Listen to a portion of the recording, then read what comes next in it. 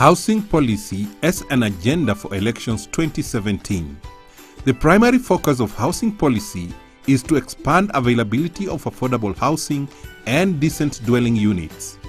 Housing demand and supply in Kenya is driven by the cost of construction material and the cost of land. The quality of housing in Kenya correlates highly with the income level of a given household. What this means is that a faster growth in real income will lead to better and more decent housing for all Kenyans. The difference in earning between urban and rural households is observed in the quality of materials used in constructing housing structures. This chart summarizes the status of Kenya's housing by the materials used to construct the roof, walls, and the floor. Notably, 81.6% of Kenyan households in the year 2009 had dwellings with roofing made from durable materials such as corrugated iron sheets and roofing tiles. Virtually all residents of Nairobi and urban reside in houses with durable roofing materials, which is another reflection of the quality of housing structure. The most salient point from the chart is that in every structural feature, the urban households generally have more durable roofs, walls, and floors. However, only 33.4% and 43.3% of walling and floors respectively are made from durable materials in Kenya as a whole because of the quantity and cost of materials required to construct them, e.g. cement and steel. The reason for this expensive cement and steel product is on the account of industrial policy and the protection of cement firms that are partly owned by the government.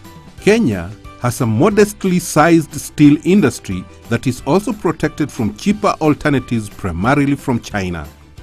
Thus, the solution to achieve more competitive construction material lies in robust competition through liberalization of trade in steel. The chart shows that 59% of all urban dwellers reside in a single-room structure, while the corresponding share for rural dwellers is 27.2%. Thus, while urban dwellings have more durable structural features in walls, floors, and roofs, rural dwellings have more rooms within their households. The implication of this is that the urban problem is a supply problem that requires addition of housing units for rental and purchase. On the other hand, the primary policy challenge in rural Kenya is the quality of the building materials. Therefore, the policy imperative for rural areas is a demand focus in order to enable the purchase for better construction materials for walls and floors. Overcoming the supply constraints in urban areas requires efficient and competitive markets in the cost of land, adequate investment in public infrastructure, and the reduction in regulatory burden of licenses. The housing market in Kenya has a dual character where urban areas experience a shortage of rental places and thus need supply enhancements.